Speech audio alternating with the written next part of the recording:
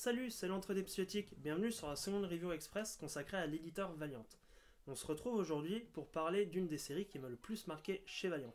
Il s'agit de X-O Manowar, publiée chez Bliss Comics en 3 intégrales et écrite par Robert Venditti. En plus d'être ma série préférée de l'éditeur, X-O Manowar est un parfait point d'entrée près de Valiant dans cet univers partagé.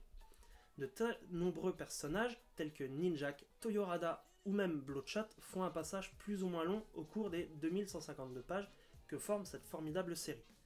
Parlons un peu du pitch. Nous sommes en l'an 402 et la guerre fait rage entre Visigoths et Romains. Nous suivons Arik, l'un des prétendants du trône du peuple de Dacie. Un soir, après une difficile bataille, un homme vient l'alerter de la présence de Romains proches de leur campement. Ni une ni deux, ils se lancent à leur recherche avec une poignée de volontaires. Mais les soldats qu'ils vont trouver n'ont rien de romain. Ce sont en fait des soldats vignes, une race extraterrestre venue sur Terre pour trouver de nouveaux esclaves.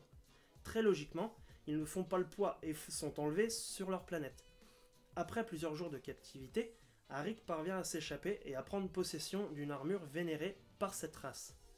Riche de cette arme redoutable, il quitte la planète et retrouve la Terre avec une terrible envie de se venger des Romains.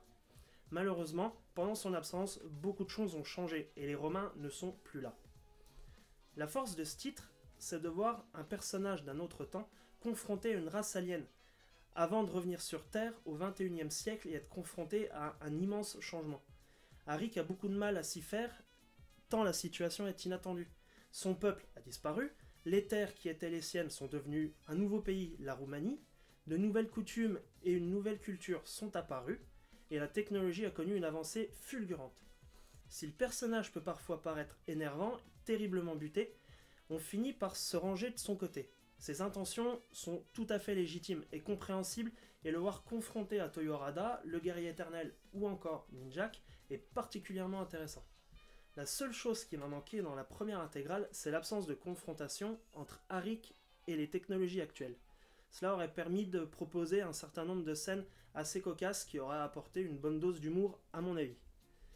Si vous aimez les séries pleines d'action, alors vous allez être aux anges, parce qu'elle est extrêmement présente du début à la fin du run.